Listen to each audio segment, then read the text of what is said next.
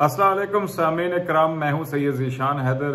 जी नाज़रीन, हम बात करेंगे इस कोरोना की वबा के बारे में जिसने पूरी दुनिया को और बिलखसूस पाकिस्तान को अपनी गिरफ्त में लिया हुआ है। नाज़रीन, इसमें आज अब देखें, हर शख्स जो पाकिस्तान में मौजूद है, किसी भी तबके से या किसी भी उम्र से या किसी भी जेंडर से उसका ताल्लुक है, उसके जहन पे या उसके आसाब के ऊपर कोरोना सवार है।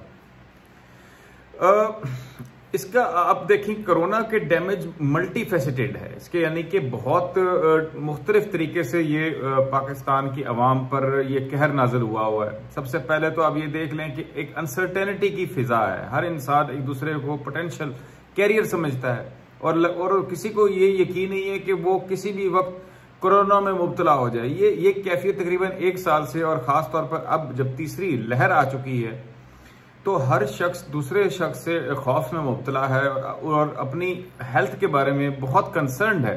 ये चीज़ें अगर इंसान इजहार ना भी करें और अपना दिल को मजबूत भी रखें या इसका एक्सप्रेसिव ना भी हो, जो कि हमारी कौम है कि मुश्किल से मुश्किल चीज़ों के अंदर हम एक्सप्रेस नहीं करते इस तरीके से अपनी तकालीफ को, और अंदर ही दबा कर रखते हैं। हमारे मिजाज है हमारे कल्चर का। लेकिन इसके बावजूद इसकी सबकॉन्शियस के ऊपर एक एंजाइटी की और अनसर्टेनिटी के जो असरात हैं वो खौफनाक हैं। इससे डिप्रेशन और फिर हमारे जो सोशल ताल्लुकात हैं, फैमिली रिलेशनशिप्स हैं, हमारे वर्क की एनर्जी है या वर्क परफॉर्मेंस है, वो सब बुरी तरह से सफर करता है। दूसरा, इसका जो सोसाइटी लेवल पे या कंट्री लेवल पर सबसे बड़ा नुकसान जो इकोनॉमी का है, इससे भी हर बंदा वाकिफ है। हर बंदा जो कारोबार से या जॉब से किसी भी मामले से जुड़ा हुआ है वो जानता है, बिलखसूस प्राइवेट सेक्टर। सरकारी अदारों को तो फिर क्या एक और फिलॉसफी है, इस पे किसी दिन और मैं इस पे वीलॉग करूंगा कि किस तरह से जो सरकारी तनख्वाह लोग हैं उनको जो कोरोना का जो वबा है उससे एक्चुअली फायदा हुआ है, इकोनॉमिक सेंस में, हेल्थ वाइज नहीं, इकोनॉमिक सेंस में। ये इस पे मैं कभी और जिक्र करूंगा। लेकिन अब देखा जाए तो तीसरी तरीके से जो लॉस है वो हेल्थ का लॉस है। नेचुरली जिसको कोरोना होता है एक कर्ब से गुजरता है, और जिन लोगों ने अपने दोस्त, पेरेंट्स, फैमिली मेंबर्स को कोरोना की वजह से खोया है, हम उनके दर्द और दुख को समझ ही नहीं सकते। और ये इतना बड़ा लॉस है, एक इंसान का लॉस भी अनरिपेयरेबल होता है, ठीक है। लेकिन यहां पर तो आप देख सकते हैं कि रोजाना 100 से ज्यादा अमवात कोरोना की वजह से हो रही हैं, और साथ सबसे ज्यादा जो खौफनाक नुकसान हुआ है वो आपके एजुकेशन सेक्टर का है। आपका तालीम तब पहले ही खस्ता हाल थी और भी तबाह होती जा रही है। ये सब नुकसानात हुए तालीम के शोबे में, हेल्थ के में, इकोनॉमी में, एंग्जाइटी और डिप्रेशन और साइकोलॉजिकल इश्यूज की सूरत में। अब इसकी सोल्यूशन क्या है? सोल्यूशन ये जो हम जबान ज़द-ए-आम है और हर जगह कहा जा रहा है कि आप सोशल डिस्टेंसिंग करें, मास्क पहने, सैनिटाइजर यूज करें, हैंड वॉश करें, एक्सेट्रा एक्सेट्रा, ठीक है, बिल्कुल दुरुस्त है। लेकिन this is not the ultimate solution to fight corona. इन सब चीजों से कोरोना को डिले या मिनिमाइज किसी हद तक किया जा सकता है, लेकिन इसका खात्मा नहीं हो सकता। जरूरत खात्मे की, और खात्मा मुश्किल नहीं है।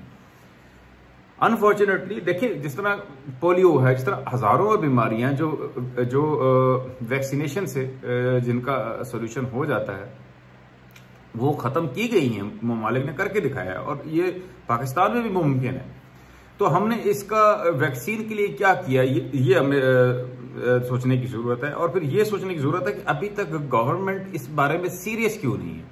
सबसे बड़ा सवाल तो ये है कि अगर गवर्नमेंट समझती है वैक्सीन, और पैगाम भी हमारे मीडिया की तरफ से जो एंगलिंग की जाती है, जो दिया जा रहा है कि वैक्सीन लगाएं और कोरोना से जान छुड़ाएं, अगर ये बात दुरुस्त है, जो कि है दुरुस्त, तो फिर आपने, गवर्नमेंट ने पाकिस्तान के अंदर कोरोना वैक्सीन को कितनी अमाउंट की इंपोर्ट की है? कोई एक फिगर भी आपको मैस मीडिया पर नजर नहीं आएगा कि हमने जी 1 करोड़ की, 50 करोड़ की, 5 अरब की, 20 करोड़ की, 50 लाख की वैक्सीन इंपोर्ट कर लिए। क्या ऐसा तो नहीं कि सारी जो एड में मिली हुई वैक्सीन है उसी को आप लगाए जा रहे हैं और उसका क्रेडिट लिए जा रहे हैं? ठीक है जी, ये कहां की मंतक है? एक तरफ आपकी लोग, आपकी आवाम जहनी मरीज बन गई है, आपकी मईशत डूबती जा रही है, आपके बच्चों की तालीम तहस नहस हो गई है, आप रोजाना अमवात आप देखें होती जा रही है, फैमिलीज टूटती जा रही है, और आप एड के ऊपर बैठे हुए हैं। फिर आपने हातम तय की, पेट पे लात मारी और चंद जो है प्राइवेट सेक्टर्स की जो लोग हैं उनको वैक्सीन इंपोर्ट करने की इजाज़त दे दी। खुदा का खौफ कीजिए, समझ नहीं आती कि आप वो देखें कि मुख्तलिफ चौथाई लैब है या कुछ चंद हॉस्पिटल्स हैं जो मंगवा रहे हैं, उनके पास आप यकीन करें रजिस्ट्रेशन नहीं ले रहे। अब ये क्यों प्राइवेट सेक्टर करता है, ये भी अहम इस वक्त जरूरत है। मैं ना इस पर बात करता, लेकिन आवाम को समझाने के लिए कि भाई चीज होते हुए भी शॉर्ट कर देना, उसका मकसद अक्सर ऐसे होता है, जो पीछे डायनामिक्स होती हैं कि जब आप सप्लाई जो है कम कर दें और डिमांड बढ़ जाए तो आपकी कीमत ऊपर जाती है, क्योंकि लोग ज्यादा पैसे देने चाहते हैं। तो ये इस तरह फिर ब्लैक चलता है। जब भी प्रोडक्शन आप कम कर देते हैं चीज की और डिमांड ज्यादा होती है, चीनी हो जाए, आटा हो जाए, कुछ भी हो जाए, तो फिर ब्लैक मार्केट वजूद में आ जाती है। ब्लैक मार्केट से गवर्नमेंट्स भी कमाती हैं, वो इस तरह से कमाती है, जो ब्लैक मार्केटिंग कर रहे होते हैं उनसे हिस्सा लेती हैं ताकि अपनी आंखें दूसरी तरफ कर लें। और फिर कानून नाफिज करने वाले इदारे पैसे लेते हैं जो उन पे वॉच डॉग के तौर पे बिठाए होते हैं, या वो डिपार्टमेंट्स जो उन पे नजर रखे होते हैं, सबकी दिहाड़ी लगती है।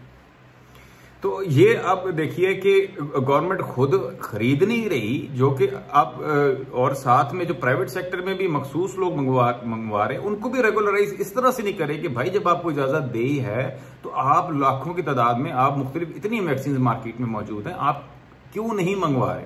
और अगर नहीं मंगवा रहे या अवेलेबिलिटी वर्ल्ड मार्केट में अवेलेबिलिटी नहीं है वैक्सीन की, तो ये आवाम को बताएं कि हमने फलानी जगह पर हमने ऑर्डर प्लेस किया, वो देने को राजी नहीं है, या हमें दे नहीं रहे, या चाइनीज हमें देने को तैयार नहीं है, हमें रशियंस देने को तैयार नहीं है। अभी तो रूसी वजीर खारजा आया यहाँ पर, उससे क्या आप वैक्सीन का ऑर्डर नहीं ले सकते थे? अगर लिया होता, इतनी अहम चीज को आप अगर लिया होता या लिया है तो अवाम को बताते जी कि इतने लाख या इतनी करोड़ वैक्सीन हमने रशिया से एड गोली मारी है उसको खरीद ली।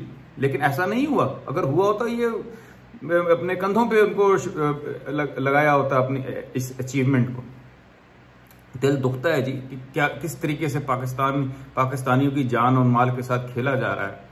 तो इस वजह से लोगों को अवेयरनेस की जरूरत है कि वह समझ सकें कि ये क्या हो रहा है। और दूसरी चीज, जो वैक्सीन लगाई जा रही है आपको कहीं फिगर नहीं आते। ये फिगर मीडिया में दिए जाते हैं कि आज इतने लोगों को पॉजिटिव टेस्ट आ गए, लाहौर के अंदर इतने टेस्ट पॉजिटिव निकले, इतने लोग बीमार हो गए, इतने लोग जान से हाथ धो बैठे।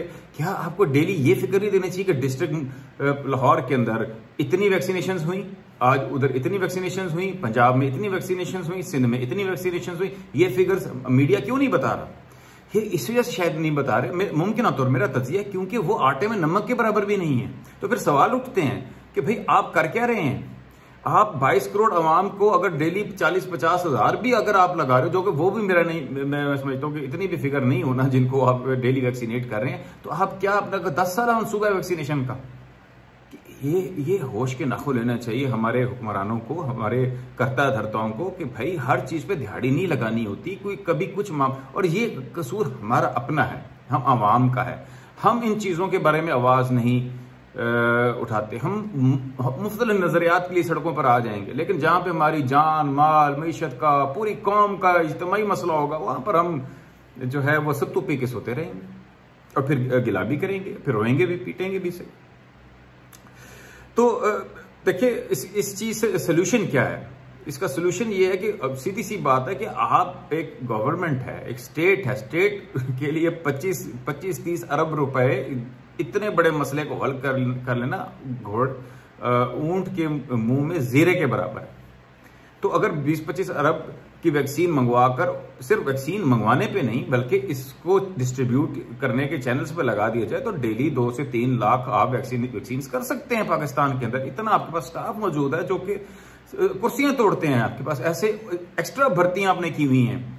आपके पास इतनी बड़ी डिफेंस के इदारे मौजूद है जहां पर बहुत बड़ा हिस्सा उनका हेल्थ के लिए मौजूद है। फिर हेल्थ के अपने 3600 डिपार्टमेंट से आप गिनने पे आ जाए तो खत्म नहीं होते। तो इतना बड़ा जो है अगर उसको मुतहरिक कर लिया जाए, वैक्सीन लगाई जाए, तो आप 2-3 माह के अंदर वैक्सीन को इस कोरोना वबा को रिवर्स कर सकते हैं। लेकिन हम ऐसा नहीं कर रहे, और इसकी यही वजह है कि हम ब्लैक मार्केट क्रिएट करना चाहते हैं। ब्लैक मार्केट इसी तरह क्रिएट होगी कि आप खुद मंगवाएंगे नहीं और इजाजत देंगे उन कुछ लोगों को जो अपनी मर्जी से उनको शॉर्ट मंगवाएंगे, फिर उन लोगों को आप यकीन कीजिए मेडिसिन के अंदर ऐसा हो रहा है, मेरा अपना एक्सपीरियंस है। कुछ मेडिसिन ऐसी भी हैं आपके पास इंपोर्टेड मौजूद है, जो कि आप शॉप पे जाएं वो कहते हैं जी नहीं है जी शॉर्ट है। हाँ, अगर आपको चाहिए तो आपके घर पहुंच जाएंगी, इतने पैसे लगेंगे। ये चीज है। ये क्यों है कि भाई आप सो कॉल्ड आपने कीमतें कंट्रोल करने के लिए आपने प्राइस लिस्टें लगा दी, लेकिन भाई मरता क्या ना करता, जो दुकानदार है जिसको इंपोर्ट महंगी पड़ रही है वो सस्ती देगा नहीं, और जो मर रहा है वो उसने तो हर कीमत पे लेनी है, जिसकी जरूरत है वो मेडिसिन। तो आप क्या कर रहे हैं, जो चीज का टैक्स आपने लेना था, जो चीज को किसी हद तक आप रेगुलेट कर सकते थे, अब वो बिल्कुल ही आपकी निगाह से आगे निकल गई। सिर्फ आपकी दिहाड़ियां लग गई उसी तरह कि हम एक एक केस टू केस आप गए, कभी एक सप्लायर के ऊपर किसी एक मेडिकल स्टोर पर छापा, उससे पैसे पकड़े। मेडिकल स्टोर वालों को पता है कि इस पे कोई रेट नहीं है, उन्होंने खुलकर ब्लैक के अंदर डबल रेट लगा के लिए पैसे पूरे किए अपने, क्योंकि उन्होंने उधर भी देने हैं। ये हो रहा है जी। तो ये जो यही काम ये वैक्सीन के साथ भी कर रहे हैं। और आप देख लें कि यहाँ पर सिफारिश के साथ वैक्सीन मिलती हैं, या पॉलिटिकल प्रेशर के साथ वैक्सीन मिल रही हैं। इतने इतने जो है पैसे लेकर आप वो वैक्सीन अवाम को लगाई जा रही है जो कि एड के अंदर अवाम को मिली है, पाकिस्तानी अवाम के लिए एड के लिए है ये। तो खुदा का खौफ करना चाहिए कि जैसे मेरी दरख्वास्त है, रिक्वेस्ट है हुकूमत से, और सबसे बड़ी रिक्वेस्ट मेरी अवाम से है कि आप अपने हकूक समझिए, आप मसाइल की तह तक पहुंचिए और आवाज उठाइए।